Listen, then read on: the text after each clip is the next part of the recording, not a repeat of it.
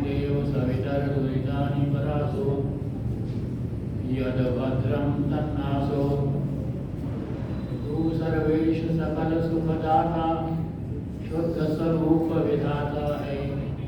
उसके कष्ट नष्ट हो जाते जो तेरे सिंह आता है। सारे दुर्गुण दुर्व्यसनों से हमको नाथ बचा लीजिए।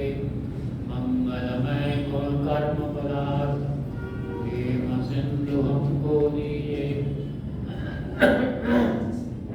श्रद्धा के योग मात्र शक्ति तथा चिंतनशील मननशील भद्र पुरुषों, पिछली बार मैंने आपके सम्मुख देव यज्ञ अर्थात अग्निहोत्र यानी कि हवन, इसकी वैज्ञानिकता के कुछ बिंदु प्रस्तुत किए थे। अनेकों विचारकों, विद्वानों, मनीषियों के द्वारा यज्ञ के सैद्धांतिक तथा आध्यात्मिक रूप की विशद व्याख्या की गई है। लेकिन अग्निहोत्र हवन स्वयं में एक पूर्ण वैज्ञानिक प्रक्रिया है और दूसरी पक्ष हम ये देखते हैं कि इस वैज्ञानिक प्रक्रिया की व्याख्या का हमको अभाव दिखाई देता है। समूचे आर्य समाज के विद्वत मंडल में केवल मात्र 2 वैज्ञानिक हुए हैं जिन्होंने इस हवन की, अग्निहोत्र की वैज्ञानिक व्याख्या प्रस्तुत की। एक थे इलाहाबाद विश्वविद्यालय के केमिस्ट्री डिपार्टमेंट के head of the department professor doctor Satyaprakash ji Saraswati और दूसरे थे पंजाब विश्वविद्यालय के डॉक्टर राम प्रकाश जी। वैज्ञानिक प्रक्रिया के साथ साथ मेरा ये मानना है कि अग्निहोत्रीय हवन जो है ये वास्तव में एक विज्ञान है। जब विज्ञान की बात करते हैं तो विज्ञान के साथ एक प्रयोगशाला की आवश्यकता होती है। इसी प्रकार से यज्ञ की जो प्रयोगशाला है वो यज्ञशाला है। विज्ञान की प्रयोगशाला में कुछ उपकरण होते हैं, कुछ अपरेटस होते हैं। महर्षि दयानंद ने संस्कार विधि के अंदर जब यज्ञशाला की बात कही है तो वहां पर उन्होंने अनेक साधन यज्ञशाला के साथ उपलब्ध कराने की भी बात करी है और इसके साथ साथ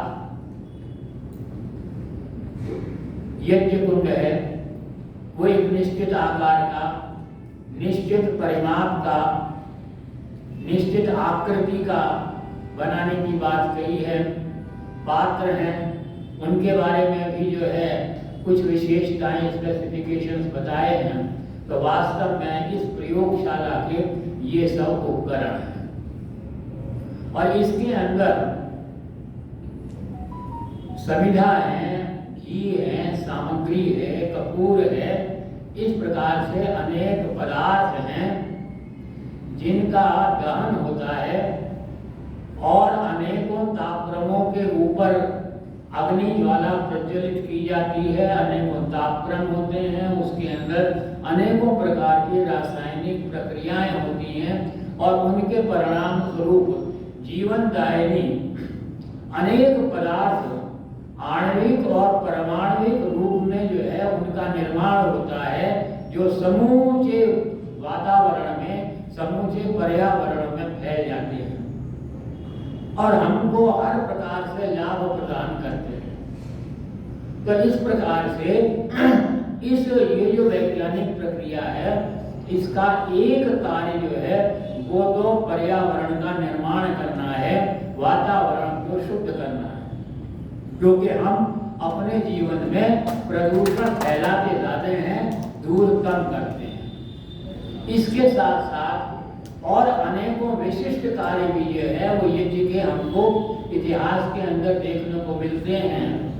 महाराजा दशरथ ने इसी यज्ञ को किया था जिसका नाम पुत्रेष्ठि यज्ञ था, अर्थात ये यज्ञ जो है वो संतान प्राप्ति करने के लिए अपना एक विशेष महत्वपूर्ण योगदान प्रदान करता है। वर्षा के ऊपर नियंत्रण कर सकता है, अनावृष्टि होती है तो अनेकों प्रकार की जो है वो अनावृष्टि जब होती है, जब अकाल पड़ता है, तब इस यज्ञ के द्वारा जो है वो वृष्टि भी कराई जाती है, वर्षा भी कराई जाती है। इस प्रकार से यह जो वैज्ञानिक विधि है, इस विधि का, इस व्यवस्था का, इस अनुशासन का एक निश्चित पद्धति महर्षि दयानंद के द्वारा प्रदान की गई थी, जो अपने आप में अनूठी है, अनुपम है, अलौकिक है और अपने आप में पूर्ण है और पूर्ण रूप से जो है वो वैज्ञानिक है। जब हम इस कर्मकांड को करते हैं, अनेकों प्रक्रियाएं इसके अंदर की जाती हैं। पिछली बार मैंने बताया था 4 भागों में बांट सकते हैं, बहुत सारी क्रियाएं करते हैं। तो कोई भी सामान्य जनमानस जो है उसके मस्तिष्क में इन कार्यों के, इन कर्मकांडों के, इन प्रक्रियाओं के संबंध में अनेकों क्या, क्यों, क्या और कैसे के प्रश्न जो हैं उनके मस्तिष्क में उभरते हैं। अपनी तुच्छ बुद्धि से मैंने वैज्ञानिक विश्लेषण, वैज्ञानिक सोच, वैज्ञानिक दृष्टिकोण के आधार पर इन प्रमुख क्या, क्यों और कैसे जो प्रश्न उठते हैं उनका उत्तर देने का आपके सम्मुख प्रयास किया था। यह जो देव यज्ञ है, ये वास्तव में मनुष्य की शारीरिक स्वास्थ्य को लाभ प्रदान करता है। ये मन की मनोवैज्ञानिक शक्ति का विकास करता है। ये बुद्धि के बौद्धिक तत्व का विस्तार करता है और ये आत्मा की आध्यात्मिकता का दायरा, क्षेत्र जो है वो बढ़ाता है। लेकिन ये सब अपने से संबंधित हैं, लेकिन हमारा जीवन व्यक्तिगत ही नहीं है। हमारा परिवार है, हमारा समाज है, हमारा राष्ट्र है, समूचा विश्व है, मानवता है, प्राणी मात्र है। तो यह जो देव यज्ञ है, यह हमको हमारे परिवार से, हमारे समाज से, हमारे राष्ट्र से और संपूर्ण विश्व से जोड़ने के लिए एक महत्वपूर्ण जो है वो योगदान प्रदान करता है। इसके अंदर मन हमारा, जब हम यज्ञ करते हैं तो मन का विस्तार होता है।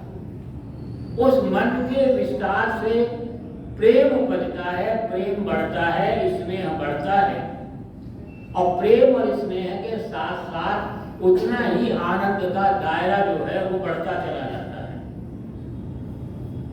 आर्य समाज में प्रति रविवार को सत्संग होता है, साप्ताहिक सत्संग। आर्य समाज इंदिरा नगर की विशेषता ये है कि अंतिम रविवार को इसको एक और विशेष नाम, विशेष रूप दिया जाता है। हम इसको फिर पारिवारिक सत्संग का नाम भी जो है अंतिम रविवार के सत्संग को देते हैं। और इसके लिए आप सब लोग, कैसा तो मौसम हो रहा है बेंगलोर का, घर से निकलने की इच्छा नहीं होती। फिर रविवार का दिन है, प्रारंभ से ही पूरे परिवार के अंदर रविवार को सेलिब्रेट करने के लिए बहुत सारी योजनाएं बनाई जाती हैं। कुछ बहुत सारे जरूरी काम होते हैं कि वो भी रविवार को करते हैं। आप सब लोग उन सारे कामों को छोड़ करके, उन सारे एंजॉयमेंट को छोड़ करके अपनी शक्ति जो है उसका व्यय करते हैं, अपने समय को लगाते हैं, अपने धन का व्यय करते हैं और यहाँ आर्य समाज में इस साप्ताहिक सत्संग में आते हैं वास्तव में आप सब जो है धन्यवाद के पात्र हैं, लेकिन आते हैं तो क्या करते हैं, यहाँ पर बैठ करके यज्ञ के अंदर सम्मिलित होते हैं, मंत्र का पाठ करते हैं, स्वाहा बोलते हैं, आहुति देते हैं। और ये सारे काम सब कहाँ से आते हैं? बेंगलोर के विभिन्न क्षेत्रों से आते हैं। कोई उत्तर से आता है, कोई दक्षिण से आता है, कोई पूर्व से आता है, कोई पश्चिम से आता है, और सब आकर के यहाँ संगठित रूप से जब बैठते हैं तब हमको जो है वो यह हमारे अंदर संगच्छद्गम संवदग्धम शंभु मनांसी जानताम, प्रेम से मिलकर चलो बोलो सभी ज्ञानी बनो की भावना का जो है वो विकास करे। अभी हम प्रार्थना कर रहे थे, भावना मिट जाए मन से पाप अत्याचार की और कामनाएं पूर्ण होवें यज्ञ से नर नार की। तो हम यहाँ पर इतना सब त्याग करके जो आप लोग यहाँ पधारे हैं, उसके लिए क्या है? कामनाएं पूर्ण होवें यज्ञ से नर नार की। उस यज्ञ में सम्मिलित होने के लिए हम यहाँ पर जो है एकत्र होते हैं। आर्य समाज में यज्ञ होता है, परिवारों में भी यज्ञ किया जाता है। परिवारों में जब यज्ञ होता है तो 3 पीढ़ियां एक साथ बैठती हैं। मैं बैठता हूँ, पत्नी साथ होती है, मेरे माता पिता होते हैं, मेरी संतान, मेरे बेटा बेटी जो हैं वो होते हैं, और वो भी सब बैठ के मिल करके मंत्र का पाठ करते हैं, स्वाहा बोलते हैं, आहुति देते हैं। तो यह जब परिवार के सारे सदस्य मिलकर के बैठते हैं, एक सूत्र में बनते हैं, तब उसका परिणाम ये होता है कि परिवार जो है एक सूत्र में बंधते हुए वो प्रेम से आप्लावित हो जाता है। पूरा प्रेम उसके अंदर जो है आ जाता है। और जो हम प्रार्थना करते हैं वो जहाँ आपस में हमको जोड़ती है, उसके साथ साथ उस जगत नियंता परम पिता परमात्मा के साथ भी हमारा जो है वो जुड़ाव पैदा हो जाता है।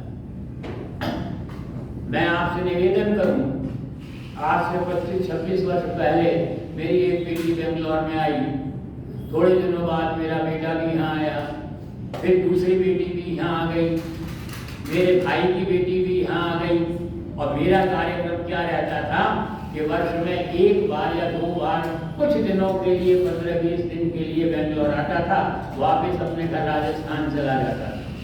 एक दिन मेरे मित्र ने मुझसे कहा कि तुम अपने बच्चों के पास जाते हो और मेहमानों की तरह से रह करके वापस आ जाते हो, एक दिन वो आएगा जबकि तुम अपने परिवार, अपने बच्चों के बीच में मेहमान ही बनकर रह जाओगे। बात मुझे जच गई, मैंने अपनी क्रिया उल्टी कर दी। आज ये स्थिति है कि मैं अपने घर जो है मुश्किल से 15-20 दिन, 1 महीना जाता हूँ, 1 या 2 बार, और बाकी सारा समय अपने परिवार के साथ जो है वो रहता हूँ। तो इस परिवार में जब हम रहते हैं, परिवार एक सूत्र में बढ़ता है और प्रेम की, स्नेह की। और जब बैठते हैं, यज्ञ करते हैं, साथ में बैठते हैं, तो क्या होता है? बड़ों का छोटों के प्रति प्रेम और स्नेह उबाल खाता है, उमड़ता है। बच्चों का अपने बड़ों के प्रति मान, आदर, सम्मान ये बढ़ता जाता है। और इसके साथ साथ जो एक आयु के होते हैं उनका परस्पर साथ साथ काम करने की मनोवृत्ति का, प्रवृत्ति का विकास होता है। और तब वो परिवार की एक खूबसूरती हमें दिखाई देती है। और यह खूबसूरती जो है, इससे जो है एक आदर्श संगतिकरण हमको दिखाई देता है। तो इसका प्रयत्न करने का एक माध्यम जो है वो हमारा देव यज्ञ है। कहते हैं कि एक पिता ने बेटे को पढ़ाया, इंजीनियर बन गया, बीटेक कर लिया, हाई परसेंटाइल आ गई, उसने एमबीए करना, बहुत हाई परसेंटेज आ गई, और उसकी इस उपलब्धि के आधार पर विदेशों से विभिन्न एमएनसीज के द्वारा, बहुउद्देश्य कंपनियों के द्वारा बहुत बड़े बड़े पैकेजेस का उसको प्रस्ताव आया, प्रपोजल आया और उसने उन सबको त्याग दिया और जहां वो निवास करता था उस शहर में एक कंपनी में मैनेजर का पद उसने ग्रहण कर लिया। मेहनती था, मेधावी था, परिश्रमी था, ईमानदार था, काम किया, कंपनी बहुत आगे बढ़ गई, वो कंपनी के रूप में एक एसेट बन गया। लेकिन दूसरी तरफ एक और पक्ष दिखाई दिया कि वो नवयुवक जब कंपनी के साथ जुड़ा तो उसके साथ जुड़ता ही चला गया और स्वयं के प्रति लापरवाह हो गया और परिवार के साथ जो उसका जुड़ाव था वो उदासीनता में बदलने लगा। पिता ने देखा यहाँ तो गड़बड़ हो रहा है। एक दिन बेटे को बुलाया, तुम ईमानदारी से काम कर रहे हो, मेहनत से काम कर रहे हो, कंपनी को तुमने जो है नई ऊंचाइयों के अंदर फैला दिया, वास्तव में बहुत सराहनीय है, बहुत श्लाघनीय कार्य है। लेकिन बेटे तुम अपने स्वयं से लापरवाह होते जा रहे हो, जो भविष्य में तुम्हारे लिए एक अच्छा संकेत नहीं है। परिवार की तरफ से भी तुम उदासीन होते जा रहे हो। बेटा शिष्टाचार से युक्त था, उसने कहा मैं ध्यान रखूंगा। लेकिन हुआ क्या? वो कहते हैं कि एक गांव के अंदर एक संभ्रांत व्यक्ति ने खूब बड़ा मकान बनाया, इत्तेफाक से ध्यान नहीं दिया, उसका नाला जो है ऊपर छत पर वो सड़क की तरफ खुल गया। अब उससे गंदगी और पानी सड़क पर गिरने लगी, आने जाने वालों के कपड़े खराब होने लगे। बात पंचायत तक पहुंची, पंचायत बैठी और सबने सर्वसम्मति से ये निर्णय किया कि भाई तुम इस नाले का रुख बदल दो, सड़क से हटा दो। देखो सड़क गंदी होती है, गंदगी फैलती है, लोगों के अच्छे अच्छे कपड़े घर से पहनकर निकलते हैं, गंदे हो जाते हैं। तब उस व्यक्ति ने कहा कि पंचों का मत शर्मा थे, पतनाला नहीं गिरेगा।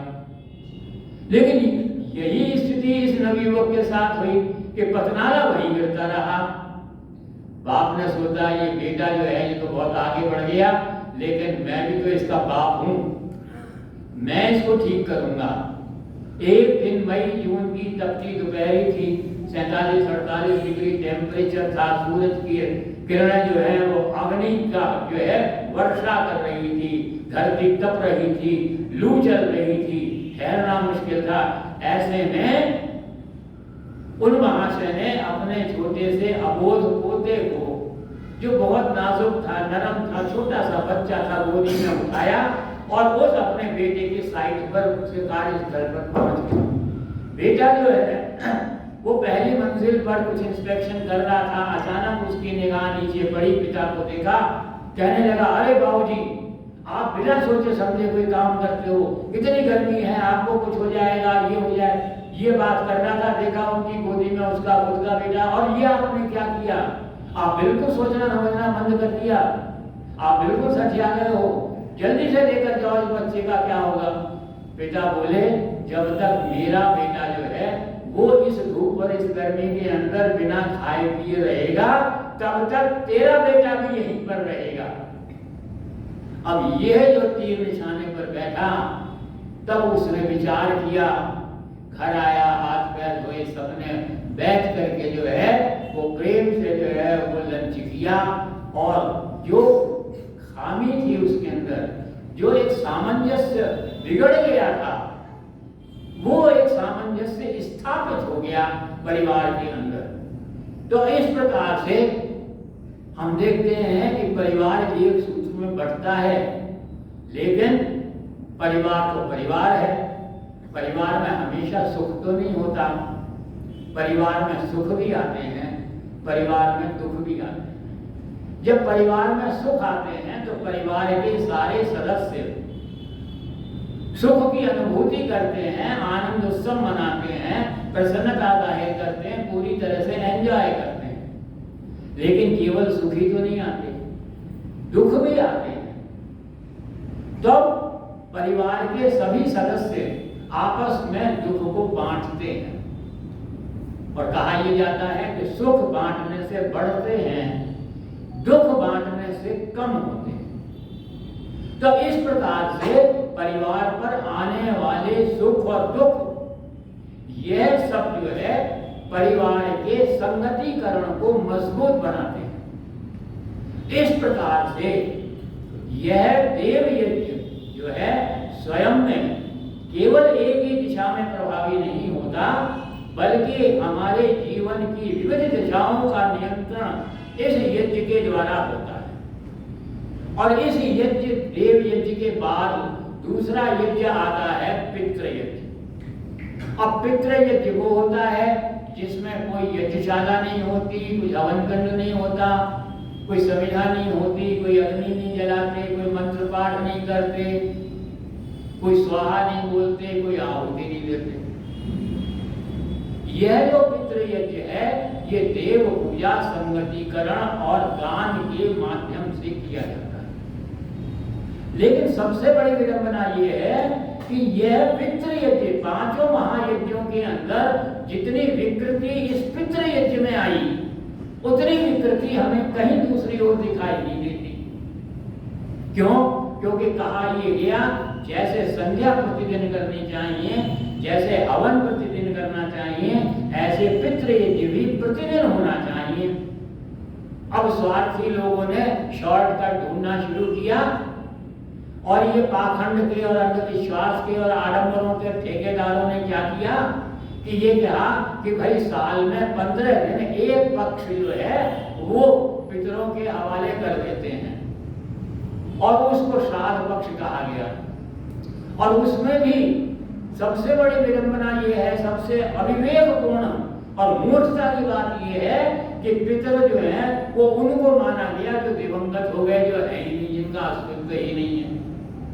शरीर भस्म हो गया, आत्मा कहाँ गई ये किसी को पता नहीं, और फिर भी उनकी तृप्ति के जो है वो उल्टे सीधे साधन जो है अपना।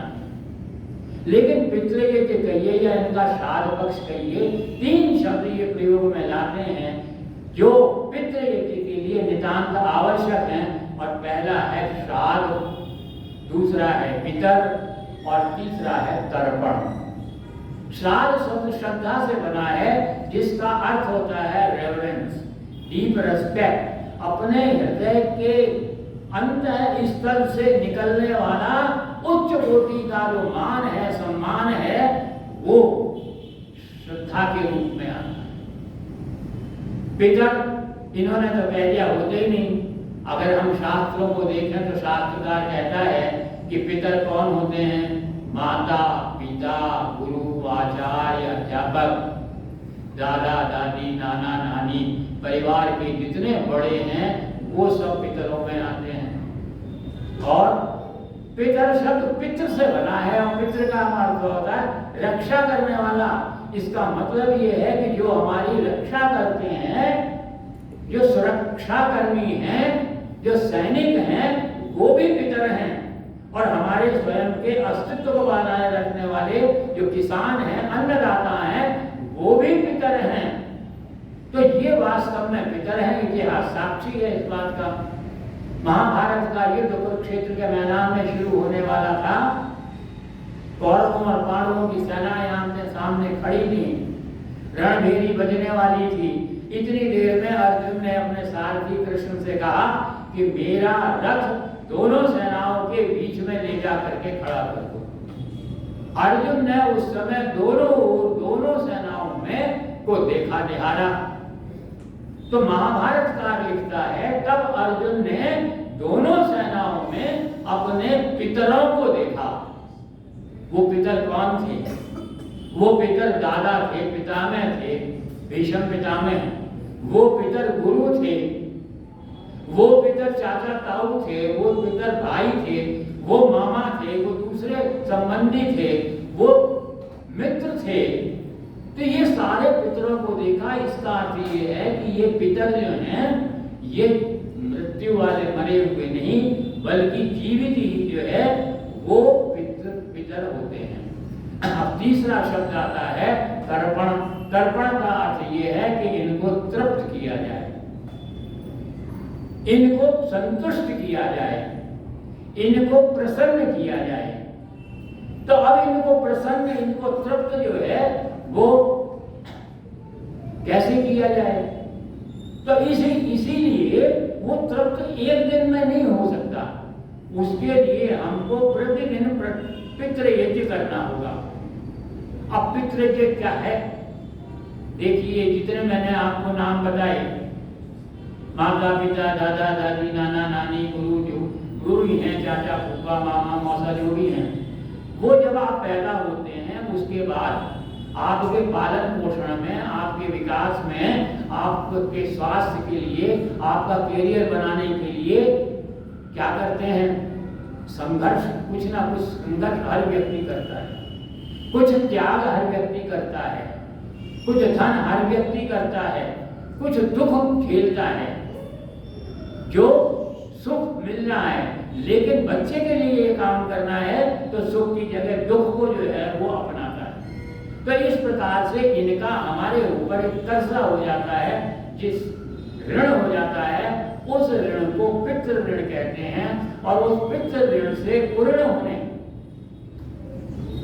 का जो कार्य है वो पितृ यज्ञ के द्वारा होता है। और जैसा मैंने कहा, ये देव पूजा संगठीकरण और दान के माध्यम से होता है। तो पूजा कहाँ से स्टार्ट होती है?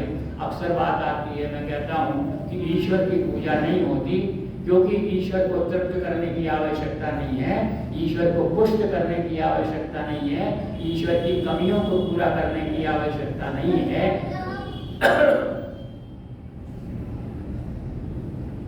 और यह पूजा होती है देवी देवताओं की या पितरों की पूजा होती है। अब ये पूजा कैसे प्रारंभ होती है? यह प्रतिदिन जब हम जागते हैं तब से ही, प्रातः काल से ही ये पूजा शुरू हो जाती है। कैसे शुरू होती है कि उठते ही अपने जितने बड़े हैं उन सबका अभिवादन कीजिए, उन सब के प्रति मान सम्मान व्यक्त कीजिए, उनके चरण स्पर्श कीजिए। नीतिकार कहता है कि अभिवादनशीलस्य नित्यं वृद्धोपसेविना चत्वारि तस्य वर्धन्ते आयुर्विद्या यशोबलम्। अभिवादनशील होना, नित्य शब्द साथ में लगा है, नित्य अभिवादन करना, और नित्यम वृद्धोपसेविना, नित्य ही बुजुर्गों की सेवा करना। इससे चार चीजें बढ़ती हैं, आयु बढ़ती है, विद्या बढ़ती है, यश बढ़ता है, बल बढ़ता है। क्यों बढ़ता है? आपने उठे, तमाम लोग जितने भी हैं सबके चरण स्पर्श किए, सबको प्रणाम किया। किसी ने कहा जीते रहो, किसी ने कहा दीर्घायु हो, किसी ने कहा खूब स्वस्थ रहो, किसी ने कहा खूब आगे बढ़ो, अच्छी पोस्ट प्राप्त करो, किसी ने कुछ कहा। तो इतने सारे पितरों की, इतने सारे बुजुर्गों के जब हृदय से आशीर्वाद दुआएं निकलती हैं तो वो सार्थक होती हैं। तब आपकी आयु बढ़ती है, विद्या बढ़ती है, यश बढ़ता है और बल बढ़ता है। और ये पितृ यज्ञ आज का नहीं है, ये वैदिक युग से चला आ रहा है। गोस्वामी तुलसीदास जी कहते हैं, प्रातः काल उठ के रघुनाथा, माता पिता गुरु नाम ही माथा। प्रातः काल उठ के राम और लक्ष्मण क्या करते थे? सबसे पहले माता पिता गुरु बड़ों के चरण स्पर्श करते।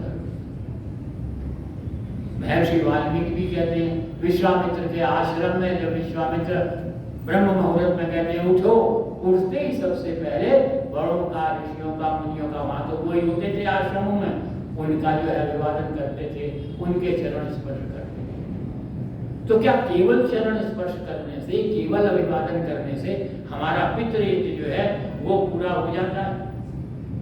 और क्या किया जाए? तब वो कार्य किया जाए जिनसे इनकी इच्छाएं पूरी हों,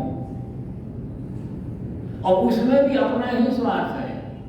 जैसे अभिवादन करने में अपना स्वार्थ है, इसी तरह से उनकी इच्छा पूरी करने में भी अपना ही स्वार्थ है। और वो क्या है? माता पिता और गुरु अध्यापक, ये तीन ऐसे व्यक्तित्व होते हैं जिनकी सबसे पहली और सबसे तीव्र इच्छा क्या होती है?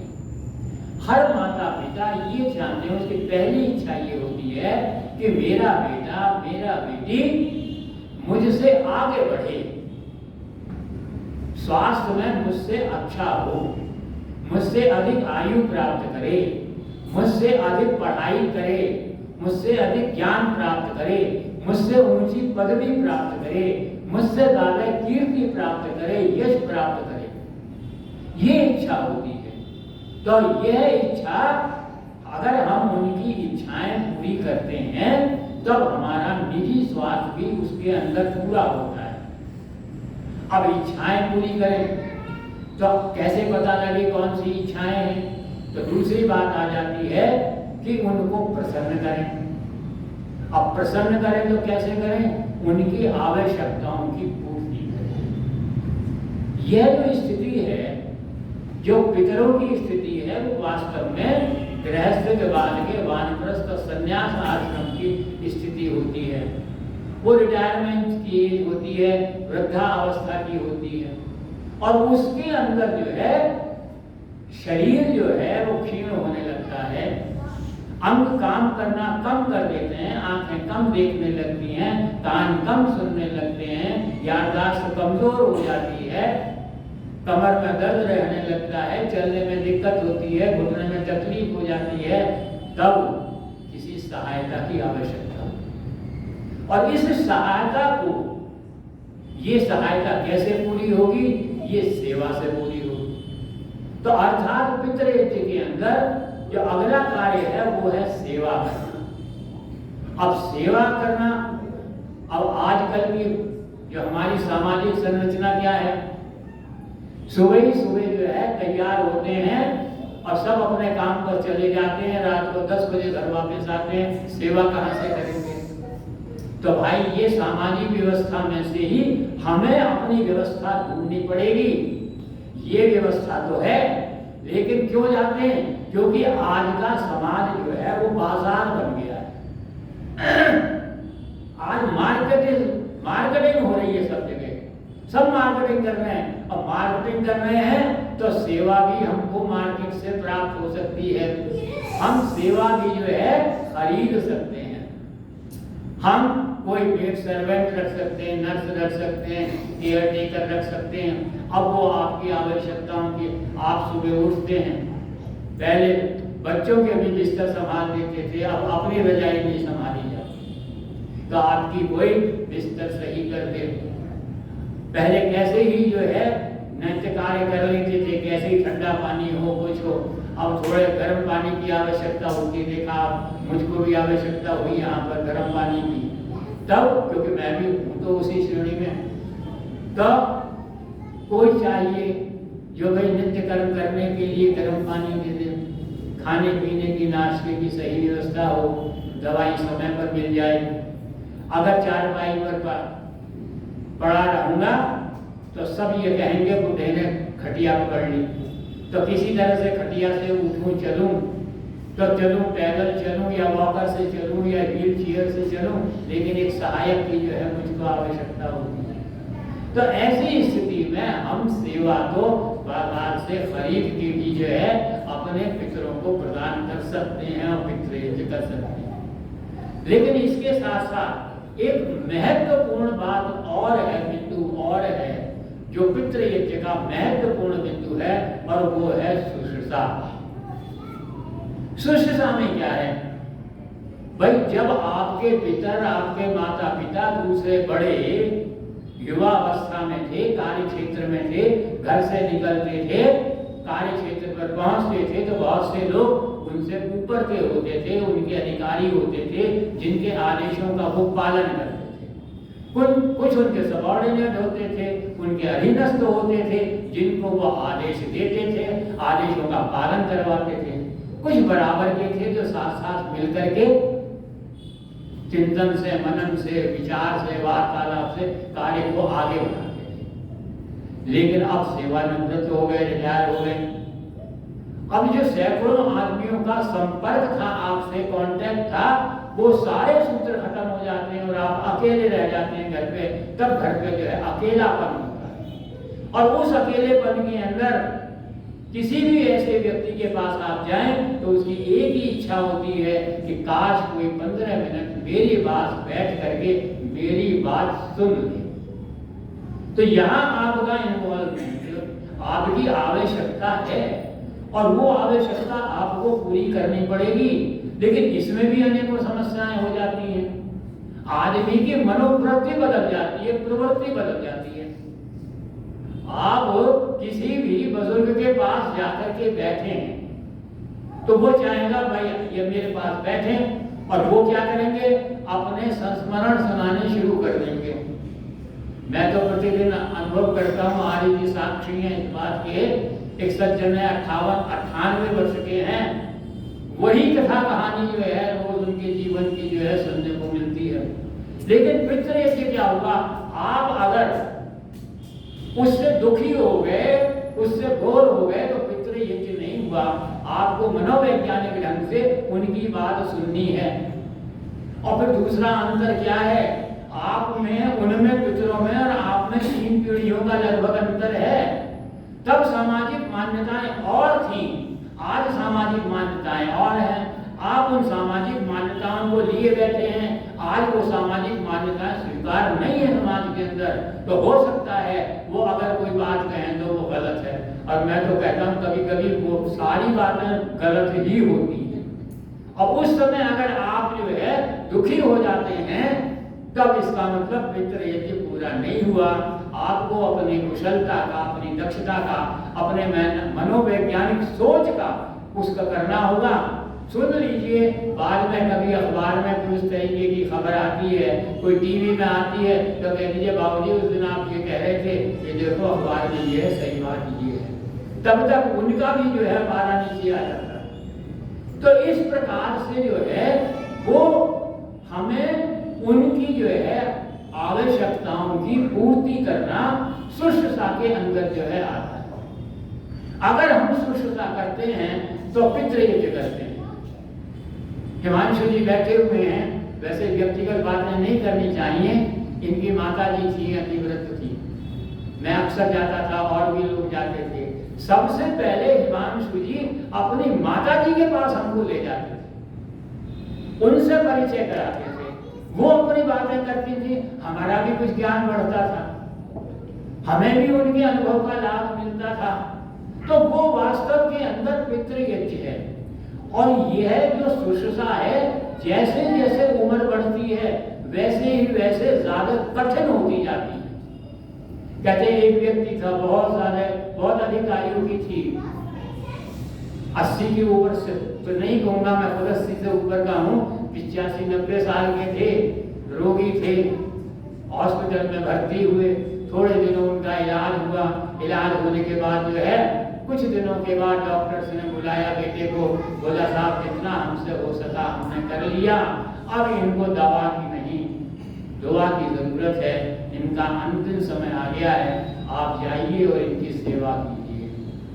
और ध्यान रखिए कि इनको जो है प्रसन्न रखने का प्रयत्न कीजिए, लेकिन उस प्रसन्नता को वहां पर आप लिमिट लगा दीजिए कि वो प्रसन्न करने के चक्कर में इनका रोग बहुत अधिक ना हो जाए, कल की जगह आज ही ना सिधार जाए। खैर सेवा करने लगे दोनों पति पत्नी बैठ करके। एक दिन जो है अचानक बादल आ गए, ठंडी हवा चलने लगी। बेटे ने सोचा आज तो पकौड़ी का मौसम, फिर याद आया बाबूजी को तो पकौड़ी बहुत पसंद थी, इनको जलेबी भी बहुत अच्छी लगती थी। पत्नी से कहा तुम आज पकौड़ी बनाओ, मैं बाजार से जलेबी लेकर आता हूँ। अब जब पकौड़ी तली जाने लगी तो वो जो दादाजी थे, वो जो भी पितर थे, उनको जब उसकी सूंघ पड़ी तो उनकी आंखों में चमक आ गई। जब चमक आई आज तो पकौड़ी बन रही, लेकिन थे तो वहीं। अंतिम समय बिल्कुल निकट था।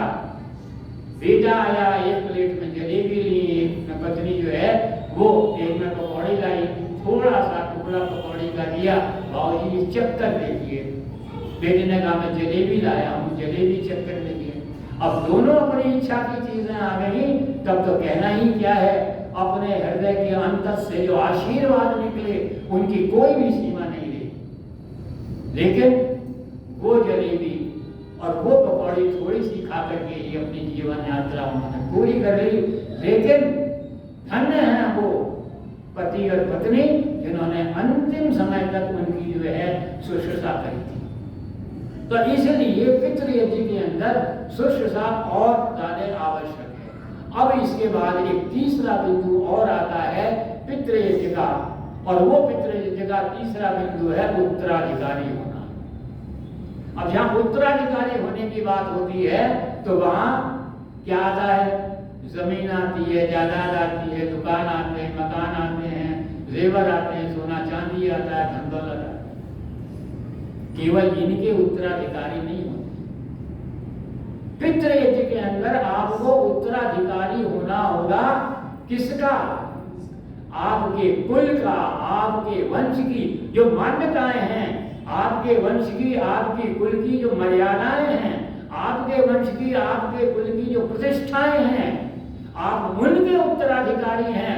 अगर आपके कुल के, आपके वंश के ऊपर, आपके माता पिता दादा दादी के ऊपर किसी भी प्रकार का कोई संकट आता है, उनकी मर्यादाओं का, उनके सिद्धांतों का प्राणपण आप लग जाइए उनकी रक्षा करने के लिए, तब आप उत्तराधिकारी होंगे, तब आप पितृ यज्ञ कर रहे हैं। और इसी में एक बिंदु और आता है, जब वो माता पिता नहीं रहते तो केवल मात्र आप यही उत्तराधिकारी नहीं है, इसी क्षेत्र के उत्तराधिकारी नहीं है, अपने छोटे बहन भाइयों के लिए, परिवार के सदस्यों के लिए भी आप जो है वो अपने माता पिता के उत्तराधिकारी हैं। उनका जीवन जो अभी डोल रहा है, भंवर में चल रहा है, उनके भविष्य का निर्माण करना, उनका कैरियर बनाना, उनको स्थापित करना, यह भी आपके उत्तराधिकार के अंतर्गत आता है। तो इस प्रकार से ये समूची बातें जो हैं यह पितृ यज्ञ के अंदर आती हैं। जब ये पितृ यज्ञ जो है वो हम पूरा कर लेते हैं तब दूसरे यज्ञ की तरफ करते हैं। लेकिन इस पितृ यज्ञ के हो कैसे, ये होना चाहिए, वो होना चाहिए, तब उस संबंध में वेद हमारा मार्गदर्शन करता है। जब तक आदर्श गृहस्थ नहीं बनेगा तब तक यज्ञ संपन्न नहीं कर सकोगे। गृहस्थ में आदर्शता होनी चाहिए, सुखी आदर्श गृहस्थ होना चाहिए। और कब होगा? तब वेद मंत्र हमको आदेश देता है, अनुगता पिता पुत्रो माता भवतु सम्मनः ध्यायावत्ते मधुमते वाचम वदतु शान्तिवम्। पुत्र कैसा हो? पुत्र पिता का अनुव्रती हो। अनुगता शब्द नहीं कहा, पीछे चलने वाला नहीं कहा कि पिताजी जो है बैग लगाते हैं तो मैं भी बैग लगाऊं, पिताजी जुआ खेलते हैं तो मैं भी जुआ खेल लूं। अनुगता नहीं, पीछे नहीं चलना। पिता के व्रतों का पालन करने वाला होना चाहिए, पिता के व्रतों को पीछे चलने वाला होना चाहिए। और कैसे मन वाला होना चाहिए? दुनिया के अंदर एक ही व्यक्तित्व है जिसका मन सबसे बड़ा होता है और वो है माता। तो कहते हैं माता का मन जो है कि मन वाला होना चाहिए। पत्नी मृदुभाषणी होनी चाहिए, चारों तरफ मधुरता का वातावरण होना चाहिए। मधुमन में निक्रमणम, मधुमन में परायणम। जब मैं आऊं तो मधुरता हो परिवार में, जब मैं जाऊं तो मधुरता हो परिवार।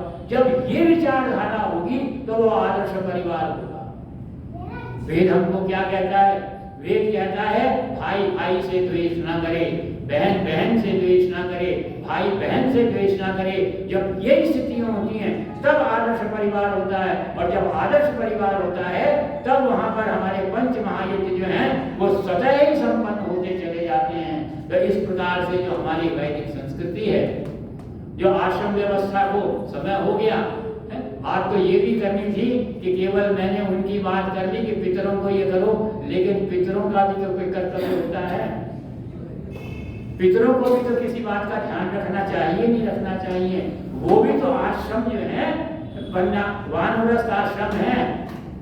तो जब बच्चे की शादी होकर के पुत्र वधू आती है, अथर्ववेद कहता है कि ससुर कहता है कि पुत्र वधू से बेटी आज से इस परिवार की तुम साम्राज्य हो। साम्राज्य शब्द जो है वो ससुर जो है कहता है, तो साम्राज्य छोड़ते क्यों नहीं? वानप्रस्थ के लिए क्या है? निवृत्ति होनी चाहिए, त्याग होना चाहिए, वैराग्य होना चाहिए, अपरिग्रह होना चाहिए। तो अगर पितरों में भी ये गुण आने शुरू हो जाएं और गृहस्थ जो है पंच महायज्ञ को करने चले जाएं तो स्वयं जो है वो परिवार आदर्श बनेगा, समाज आदर्श बनेगा और देश की प्रगति स्वयं हो जाएगी।